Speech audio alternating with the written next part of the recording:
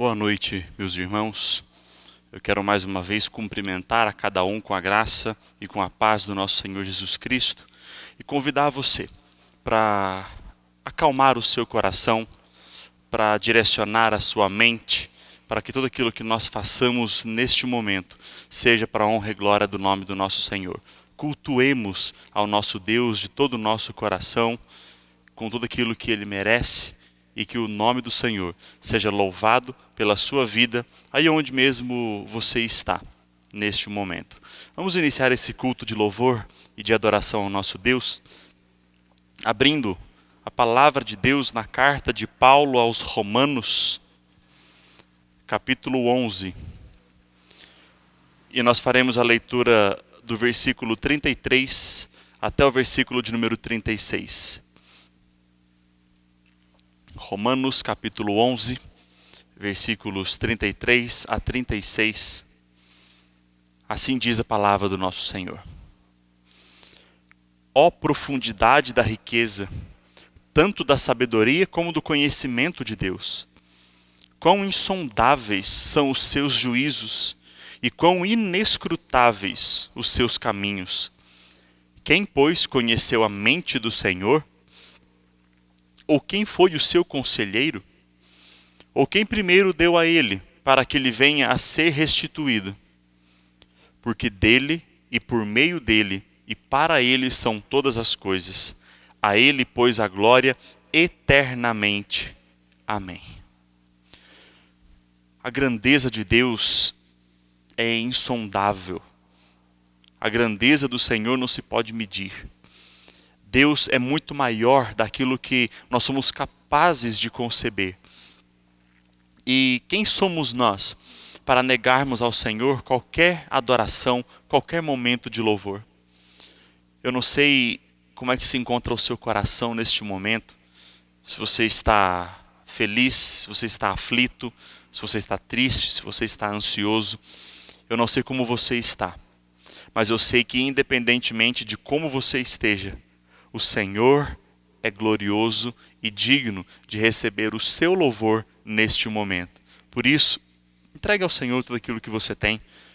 Apresente-se perante Deus em adoração, mesmo triste ou feliz, mas independentemente de qualquer coisa, o Senhor é glorioso eternamente. Adore o seu nome. Vamos fazer isso através de cânticos espirituais.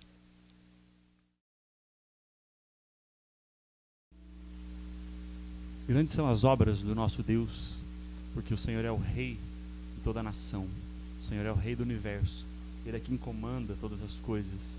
E nós nos prostramos diante dele, reconhecendo a sua soberania e adorando porque ele é o Senhor do universo.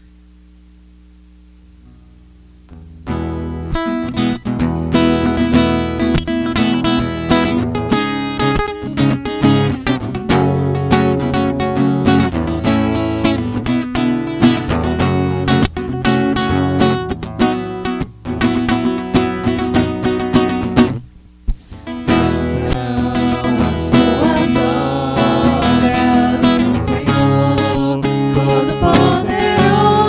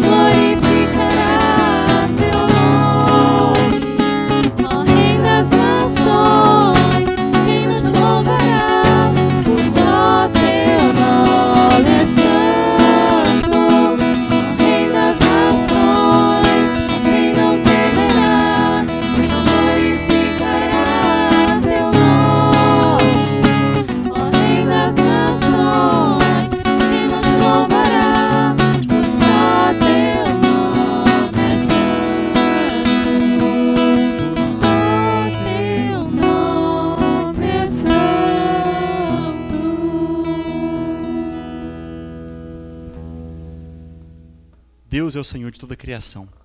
Antes dele absolutamente nada existia. E tudo ele fez para a glória do seu nome. Por isso, desde os confins da terra até os mais profundos mares, o nome dele é exaltado. Exaltemos então o nome do Senhor através desse cântico.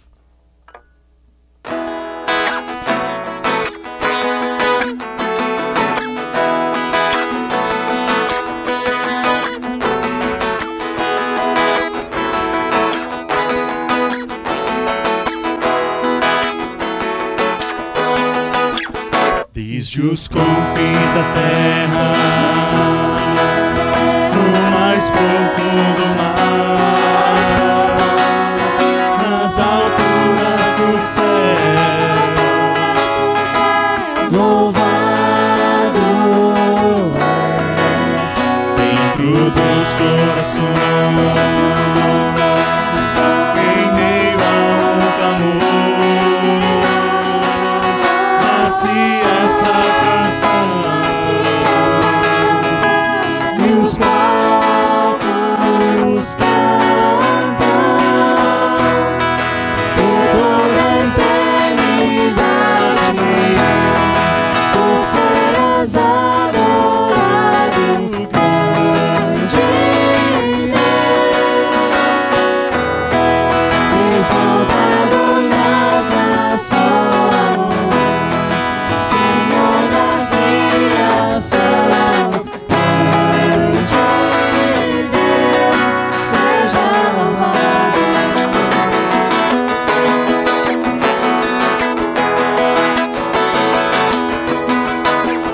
Desde os confins da terra,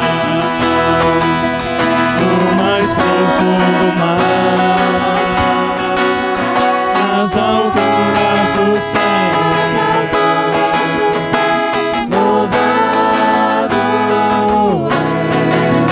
dentro dos corações, em meio ao clamor, nasce esta canção, e os povos cantam por toda a eternidade. Tu serás adorado,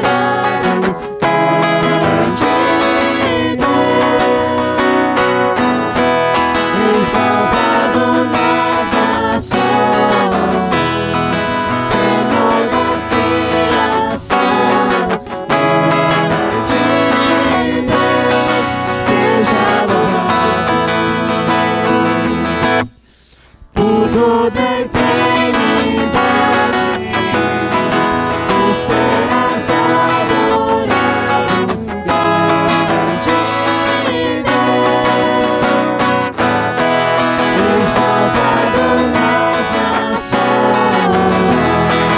Senhor da criação, grande Deus, seja louvado.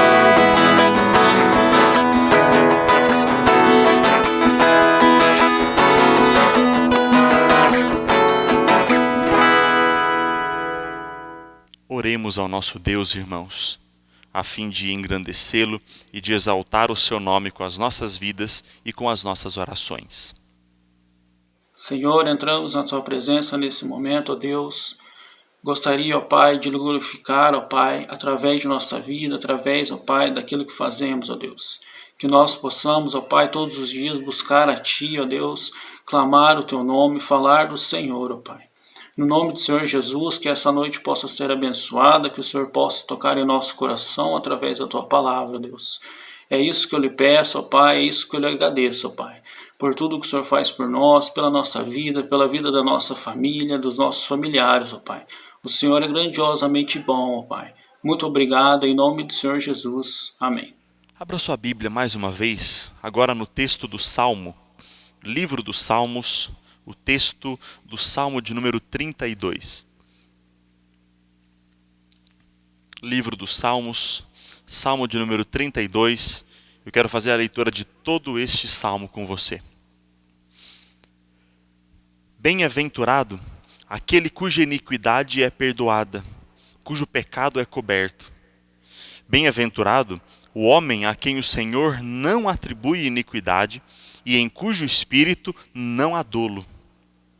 Enquanto calei os meus pecados, envelheceram os meus ossos pelos meus constantes gemidos todo dia. Porque a tua mão pesava dia e noite sobre mim, e o meu vigor se tornou em sequidão de estio. Confessei-te o meu pecado, e a minha iniquidade não mais ocultei. Disse: confessarei ao Senhor as minhas transgressões, e tu perdoaste a iniquidade do meu pecado. Sendo assim, todo homem piedoso te fará súplicas em tempo de poder encontrar-te. Com efeito, quando transbordarem muitas águas, não o atingirão. Tu és o meu esconderijo, tu me preservas da tribulação e me cercas de alegres cantos de livramento. Instruir-te-ei e te ensinarei o caminho que deves seguir, e sob as minhas vistas te darei conselho. Não sejais como o cavalo ou a mula, sem entendimento, os quais com freios e cabrestos são dominados. De outra sorte não te obedecem. Muito sofrimento terá de curtir o ímpio, mas o que confia no Senhor, a misericórdia o assistirá. Alegrai-vos no Senhor e regozijai-vos, ó justos. Exultai, vós todos que sois retos de coração. A graça do Senhor nos alcança de uma forma tão grandiosa, que perdoa todos os nossos pecados, que nos purifica de toda iniquidade. Por isso nós somos incentivados, convidados e exortados pela palavra do Senhor nesse texto, a não deixarmos de confessar nenhum dos nossos pecados a Deus. Confessemos ao Senhor. Abramos o nosso coração diante dele e escancaremos tudo aquilo que há de ruim dentro das nossas vidas. E prontamente nós receberemos o perdão de Deus e o seu auxílio para uma vida mais santificada debaixo da sua vontade. Vamos juntos, meus irmãos, cantar o hino de número 79, Glória ao Salvador, agradecendo ao nosso Deus, porque nós somos perdoados pela sua misericórdia que nos alcança e transborda as nossas vidas.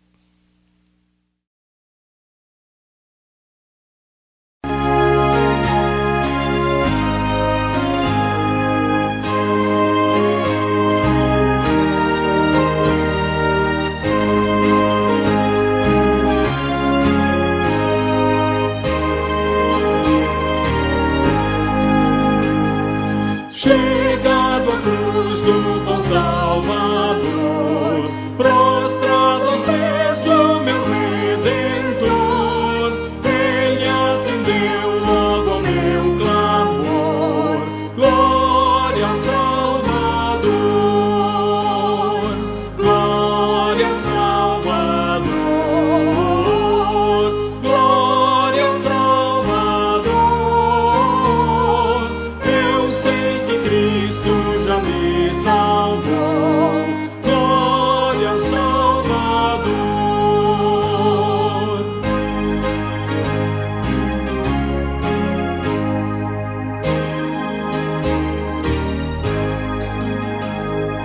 Que maravilha, Jesus me amou. Tudo de graça me perdoou. Dos meus trilhões Ele me livrou. Glória ao Salvador, glória ao Salvador, glória ao Salvador. Eu sei que Cristo já me salvou. Glória ao Salvador.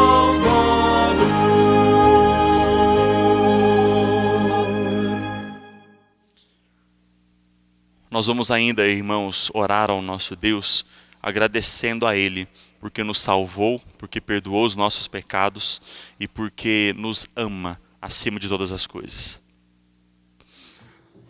Querido Deus, obrigado ao Pai por este dia, por este momento, Senhor Deus, que podemos estar unidos, Senhor Deus, com pensamento voltado para louvar, engrandecer ao teu santo nome, bendizer o teu santo nome, Senhor Deus, e agradecer por tudo que tu és, Senhor Deus, por tudo que somos através de ti, ó Pai.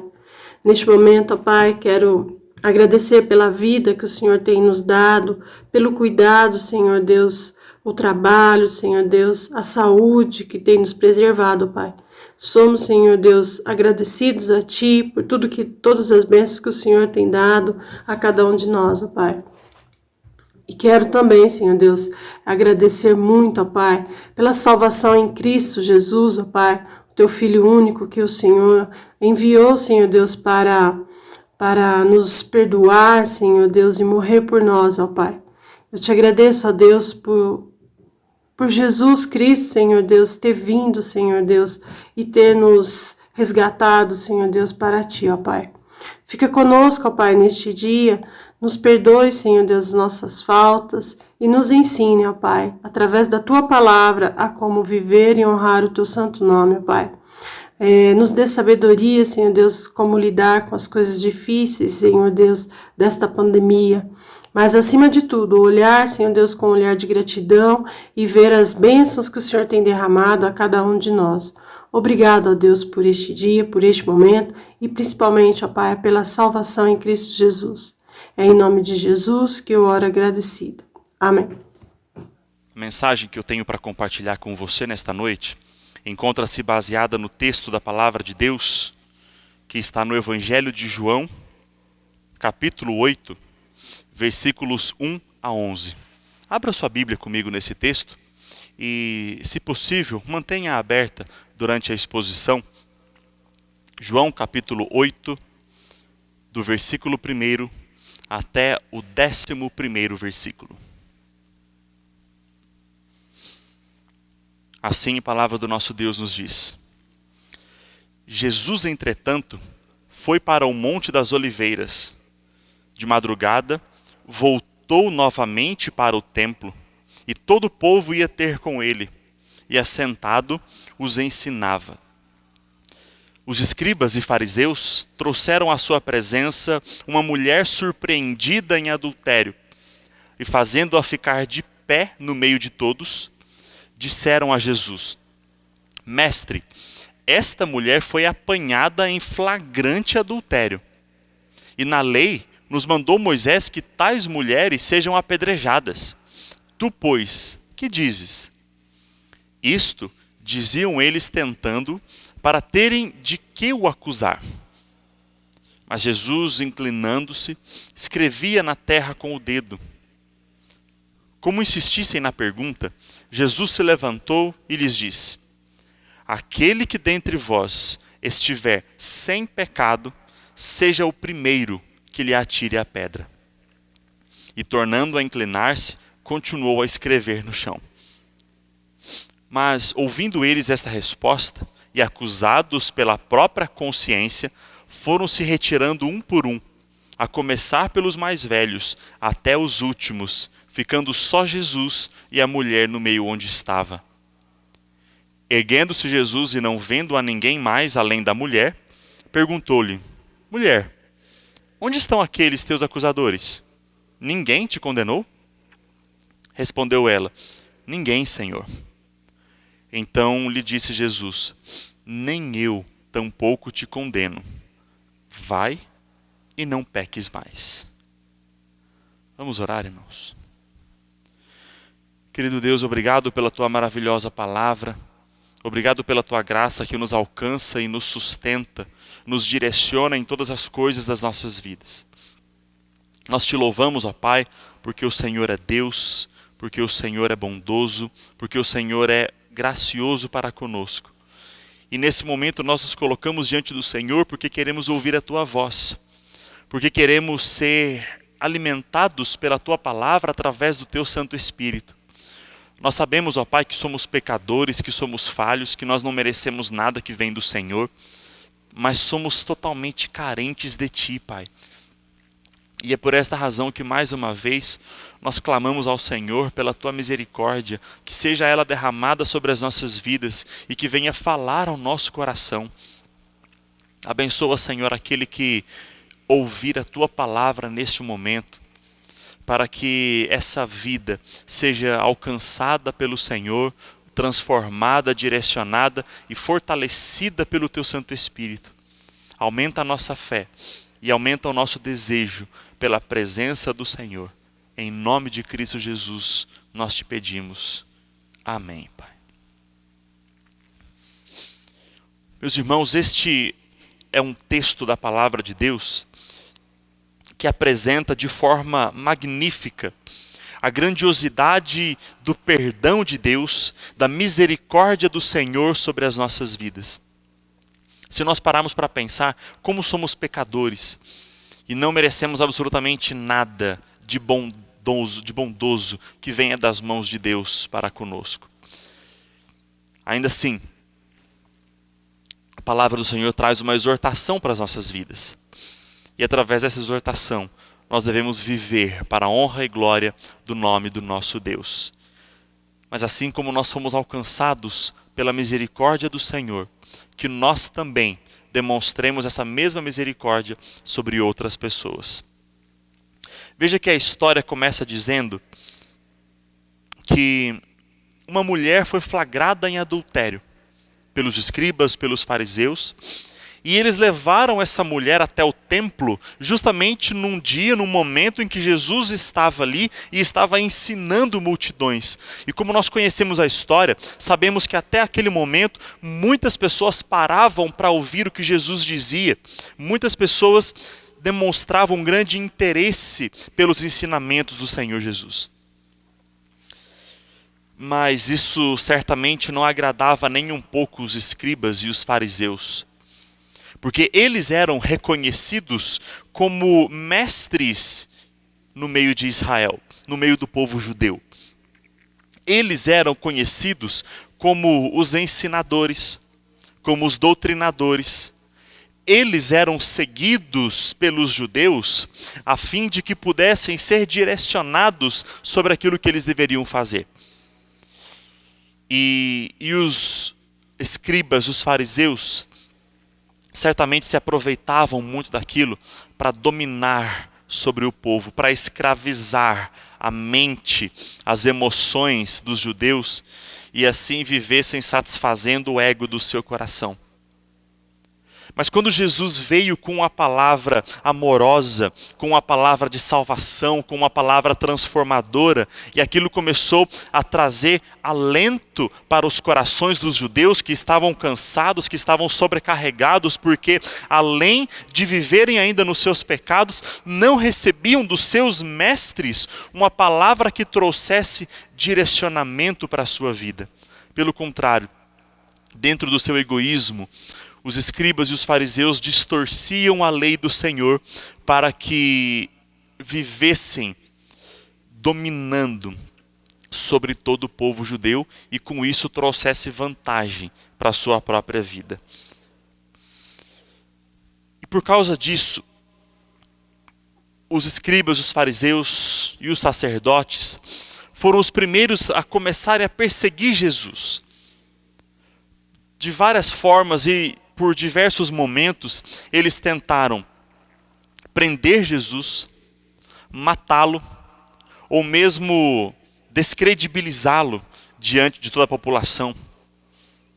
O próprio texto acontece, o trecho da história, acontece depois de um tempo em que Jesus já estava no templo ensinando, saiu, foi para o Monte das Oliveiras, porque os fariseus tentaram prender Jesus, mas os guardas voltaram sem a sua posse. E Jesus foi então passar um tempo orando. E logo no dia seguinte ele volta para o templo a fim de dar continuidade aos seus ensinamentos. E naquele tempo, naquele dia, os fariseus tentaram utilizar de uma astúcia para querer encontrar um motivo que fosse claro o suficiente diante de todo o povo para que Jesus fosse condenado. E então o texto começa trazendo esse episódio em que os escribas e os fariseus trouxeram essa mulher flagrada em adultério. E de fato, irmãos, aquela mulher estava mesmo em adultério. Ela tinha sido pega em flagrante e era merecido qualquer tipo de punição que fosse colocada sobre aquela mulher. Mas a intenção dos escribas e dos fariseus não era promover a justiça, não era exercer a pena devida sobre aquela mulher por causa do seu pecado. Se não fosse por uma tentativa de constranger Jesus e de encontrar qualquer coisa que pudesse condenar Jesus, talvez eles simplesmente fizessem vista grossa sobre o pecado daquela mulher. E se eles realmente tivessem interesse em exercer justiça, em exercer uma disciplina sobre a vida daquela mulher, por que não fizeram a mesma coisa com o homem com quem ela estava? Afinal de contas, uma mulher não adulterava sozinha. Por que apenas a mulher foi levada para o meio do templo? Porque uma pessoa era suficiente para constranger Jesus. E porque certamente eles valorizavam muito mais o homem do que a mulher. A mulher era muito mais rigorosamente tratada pelos escribas e pelos fariseus, o que demonstrava, claro, grande pecaminosidade do seu coração. E não apenas isso, irmãos, mas os escribas e os fariseus faziam vista grossa sobre muitos outros pecados que os judeus cometiam. Mas dependendo de quem fosse que cometesse tais pecados, se fosse alguém de prestígio, alguém de status, alguém com muita condição financeira, esses não eram corretamente disciplinados pelos escribas e pelos fariseus. Tanto que o próprio Jesus chega a dizer em certa ocasião que eles coavam o mosquito e engoliam o camelo. Eles queriam tratar com muito rigor as minúcias dos pecados cometidos por alguns judeus, mas outros pecados ainda maiores, mais escandalosos, eles não tratavam. Eles faziam vista grossa. E uma outra atitude totalmente equivocada por parte desses escribas e fariseus era a falta de piedade e de misericórdia para com o próximo. O objetivo deles nunca era disciplinar, corrigir a pessoa faltosa, mas simplesmente aplicar todo o rigor da lei com base na frieza do seu coração. E Jesus conhecia justamente qual era a intenção dos seus corações. Porque Jesus era Deus. Ele não ficava restrito apenas àquilo que as pessoas diziam ou demonstravam. Ele conhecia aquilo que estava no coração de cada um. Por isso Jesus sabia que o único objetivo daqueles fariseus era tentá-lo, era provocá-lo para que ele caísse em alguma situação constrangedora e assim pudesse ser condenado por causa das suas palavras e por causa das suas escolhas. Mas de que forma Jesus poderia ser condenado dependendo do que ele dissesse ali? Nós sabemos, irmãos, que Jesus, embora nunca tenha privilegiado ou incentivado nenhum dos seus ouvintes ao pecado, pelo contrário, muitas vezes ele exortava, ele escancarava o pecado, nós sabemos que Jesus sempre agiu com misericórdia. E na mente dos fariseus, dos escribas, muito provavelmente eles pensavam que Jesus iria dizer: não, não façam isso, não apedrejem essa mulher, tenham misericórdia da vida dela. E se Jesus fizesse isso, se Jesus falasse exatamente dessa forma, realmente Jesus estaria contrariando a lei de Moisés. E a lei de Moisés, irmãos, nós sabemos que não foram leis escritas por Moisés, desenvolvidas, criadas por Moisés. Foram leis escritas pelo próprio Deus para todo o seu povo. Moisés foi apenas o intermediário através de quem Deus fez com que a lei chegasse ao conhecimento do povo. Moisés nem mesmo sequer escreveu as leis nas tábuas de pedra. O Senhor entregou as tábuas na mão de Moisés prontas, com todas as suas leis escritas, apenas para que Moisés ensinasse o povo. Então, quando se fala da lei de Moisés, não está falando aqui da lei de homens, mas sim da lei de Deus. Então, se Jesus dissesse simplesmente, não apedrejem, não façam isso, ele contrariaria a lei de Moisés, e isso provavelmente faria com que a sua palavra caísse em descrédito diante dos judeus. E era justamente, exatamente isso o que os fariseus queriam, que a palavra de Jesus caísse por terra, que as palavras de Jesus, que os ensinamentos de Jesus perdessem o seu valor. Então eles acusariam Jesus diante do povo, dizendo: vocês estão vendo quem é esse homem que está contrariando a nossa lei, que nós sempre seguimos, que é a lei de Moisés? E assim eles teriam uma base dentro da sua própria lei para condenar Jesus pelas suas palavras, pelas suas atitudes. Por outro lado, irmãos, se Jesus simplesmente dissesse: apedrejem-na, podem apedrejá-la, ela caiu em pecado, a lei de Moisés diz isso, então podem jogar as suas pedras. Aquilo, num primeiro momento, provocaria um amargor nos seguidores, nos discípulos de Jesus, mas também poderia fazer com que Jesus fosse condenado pelas leis romanas, porque naquele tempo até mesmo os judeus estavam debaixo da autoridade do Império Romano. E o Império Romano havia estabelecido que os únicos que poderiam condenar e executar alguém eram os próprios romanos. Os soldados, o imperador, os reis, os dirigentes do Império de Roma. Tanto que quando Jesus foi condenado, os sacerdotes, os escribas, os fariseus, os judeus que estavam juntamente com eles, não foram eles mesmos que simplesmente pegaram Jesus e crucificaram, o apedrejaram, o mataram de alguma forma. Eles levaram Jesus a Pilatos, levaram Jesus perante as autoridades romanas, pelas autoridades romanas é que Jesus foi condenado, e pela execução dos soldados romanos é que Jesus foi crucificado. Então os fariseus imaginavam que com aquela situação eles poderiam colocar Jesus em maus lençóis. No entanto, irmãos, nós sabemos, assim como lemos em Romanos 33, o Senhor tem uma profundidade da riqueza e do conhecimento que ultrapassa toda a capacidade mental que o ser humano tem. Ninguém consegue superar a inteligência, a sabedoria, o conhecimento de Deus.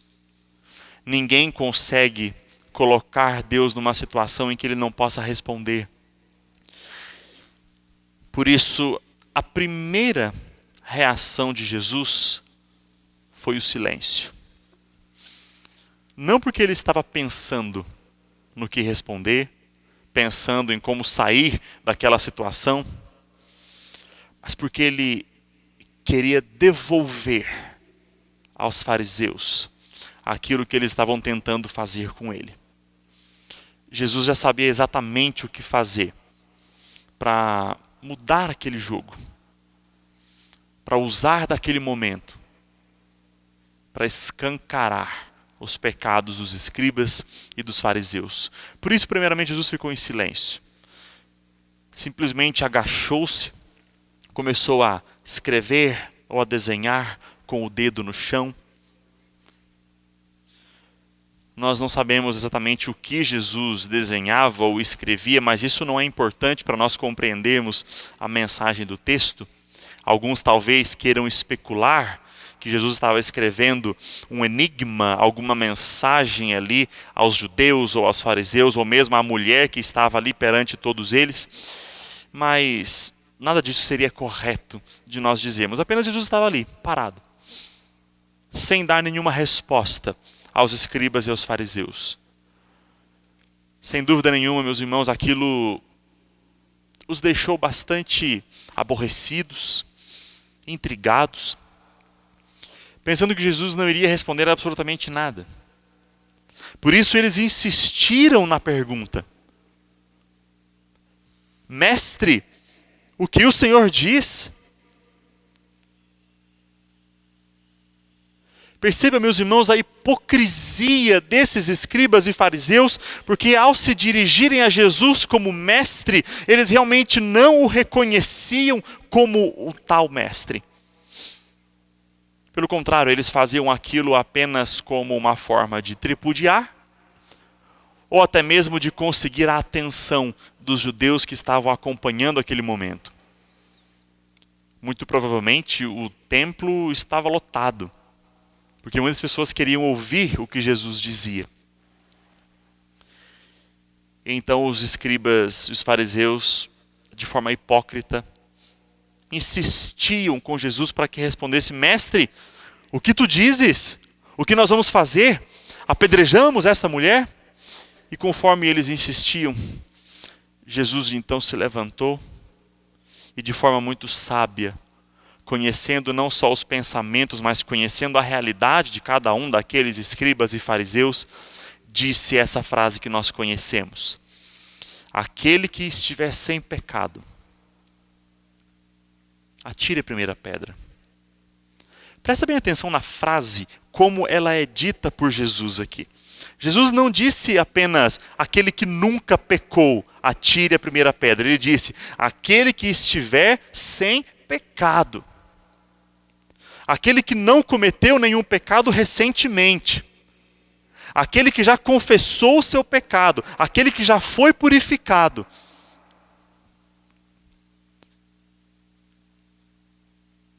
Talvez algum escriba, fariseu, pudesse dizer: claro, nós já pecamos, mas nós pedimos perdão e nós fomos purificados. Mas recentemente, aqueles homens estavam manchados ainda pela corrupção da sua iniquidade. Ou seja, se tivesse ali, irmãos, ainda perto de alguma festividade, da Páscoa, ou qualquer outro momento solene das festividades de Israel, aqueles escribas e fariseus nem mesmo poderiam participar, porque eles estavam impuros dentro dos seus pecados, das suas iniquidades.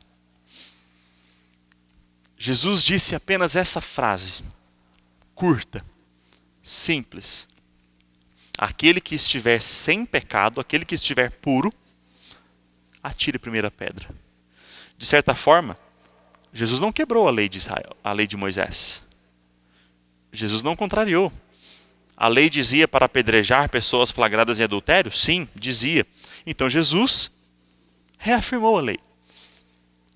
Mas colocou uma condição: aquele que está puro, apedreje. E Jesus sabia que eles não estavam. Por isso depois simplesmente voltou a inclinar-se e a escrever, a desenhar na terra. Jesus nem olhou mais para a multidão. Mas, conforme o tempo foi passando, os escribas, os fariseus foram acusados pela sua própria mente, pela sua própria consciência. Por isso ninguém pegou em pedras. Eles não souberam nem o que responder para Jesus. Eles sabiam que estavam impuros. E olhe que o texto ainda diz, meus irmãos, que a começar pelos mais velhos, eles foram se retirando.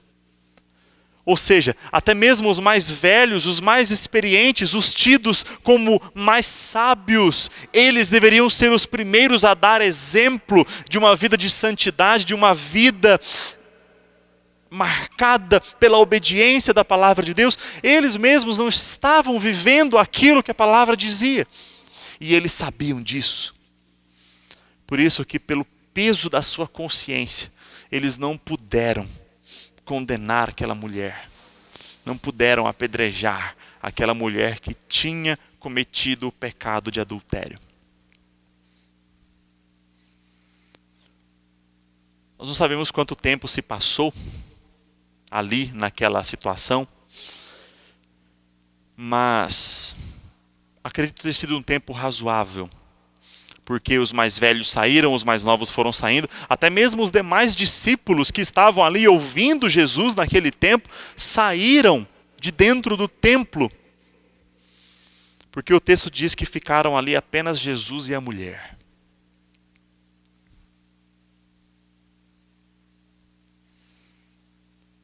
E com base na atitude de Jesus, irmãos, nós percebemos 3 coisas que Jesus fez e que são coisas que trazem grandes lições para as nossas vidas. A primeira atitude de Jesus foi acusar a pecaminosidade daqueles que acusavam a mulher.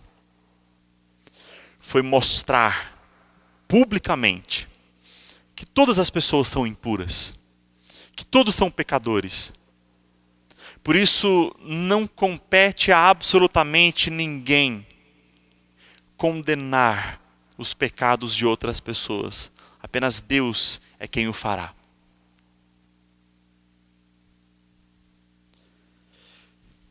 Os escribas e os fariseus fizeram questão de expor publicamente o pecado daquela mulher.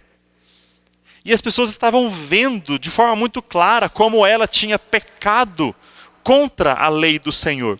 Mas o que o povo não estava vendo, o que os outros judeus não estavam vendo, eram os pecados ocultos no coração dos escribas e dos fariseus. E Jesus fez com que esses pecados fossem escancarados aos olhos de todos. Porque quando Jesus disse: quem estiver puro, atire a primeira pedra, ao saírem daquele lugar, sem palavra nenhuma, todos deixaram muito claro que eles também estavam em pecado. Depois disso, a segunda atitude de Jesus foi perdoar o pecado daquela mulher. Ele disse a ela: cadê os teus acusadores? Ninguém te condenou? Irmãos, Jesus não ficou surpreso por aquilo que aconteceu. Jesus sabia que ninguém iria apedrejá-la. Ele fez isso justamente para que aquela mulher percebesse o que estava acontecendo. Então ela disse: não, Senhor, ninguém. E assim o próprio Jesus disse: eu também não te condeno. Eu também não condeno você. Perdoados estão os teus pecados. E a terceira atitude de Jesus foi de exortar aquela mulher. A sua última frase foi: vai e não peques mais. Jesus demonstrou misericórdia, mas ele também demonstrou que não é favorável ao pecado, que ele não incentiva, que ele não permite que ninguém continue vivendo no seu pecado. Por isso ele disse: eu te perdoo, mas vai e não peques mais. Meus irmãos, quantas coisas nós aprendemos com base nesse texto. A primeira lição que eu quero compartilhar com você, que eu queria que você guardasse no seu coração,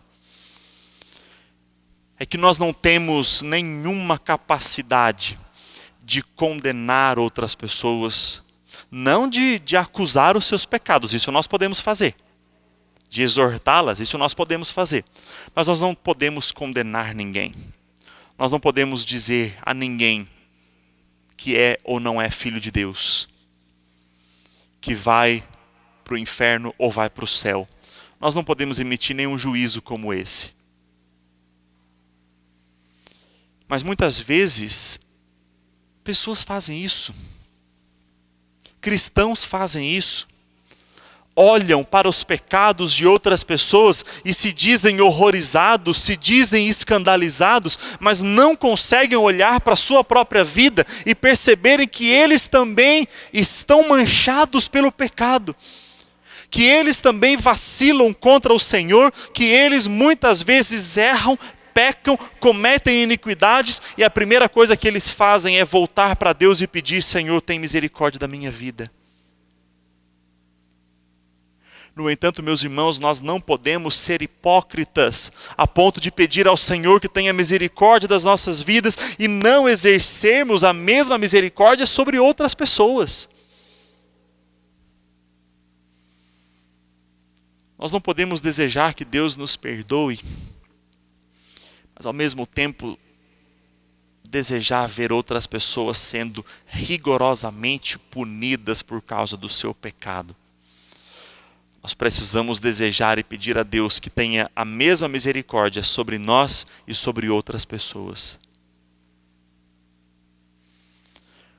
Nós não podemos, irmãos, ter prazer no coração em vermos outras pessoas pagando pelos seus pecados.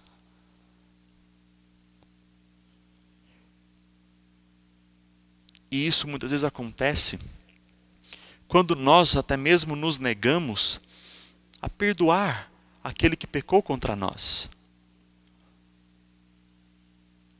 Meus irmãos, se eu não perdoo aquele que peca contra mim, mas eu me apresento diante de Deus e peço perdão pelos meus pecados, eu me torno um hipócrita diante de Deus. E era justamente isso o que eram os escribas e os fariseus. Jesus não deixou nenhuma dúvida disso. Por isso muitas vezes se dirigiu a eles dizendo: hipócritas. Porque eles sabiam que eram pecadores, mas não queriam perdoar outras pessoas. Da mesma forma, irmãos, como nós sabemos que somos pecadores, que há muito pecado dentro do nosso coração, mas não perdoamos outras pessoas, nós também nos tornamos hipócritas. Existe alguém dentro do seu coração que você precisa perdoar? Existe alguém na sua vida que você tenha muita dificuldade de perdoar? Então eu queria convidar você a olhar para dentro de si mesmo e perceber como que você já pecou muito contra Deus. E como que Deus sempre te perdoa e novamente você volta a cometer pecados contra o Senhor e se apresenta diante dele pedindo misericórdia, pedindo clemência, pedindo perdão de Deus.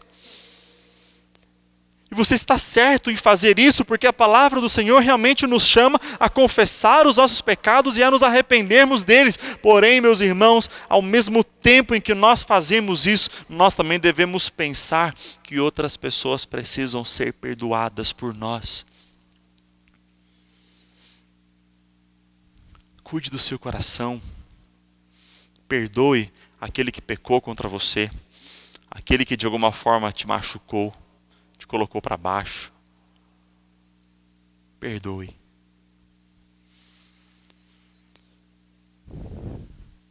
Assim como Jesus também perdoou aquela mulher, nós somos perdoados pela superabundância da misericórdia de Deus sobre as nossas vidas.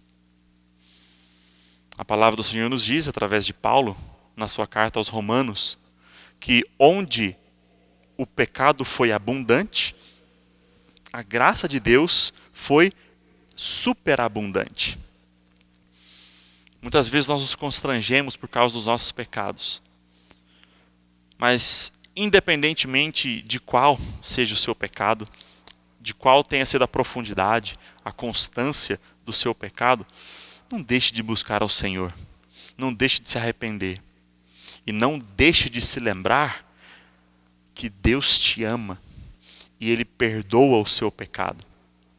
Todo aquele que confessa é perdoado. Nós lemos isso no Salmo de número 32, Salmo de Davi, Confessei-te o meu pecado e a minha iniquidade não mais ocultei. Disse, confessarei ao Senhor as minhas transgressões, e tu perdoaste a iniquidade do meu pecado. O apóstolo João também, na sua primeira carta, diz: filhinhos, essas coisas vos escrevo para que não pequeis.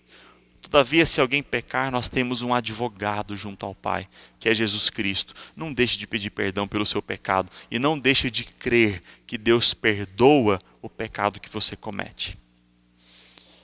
Mas por último, não confunda o perdão de Deus com a vista grossa que os escribas e fariseus faziam.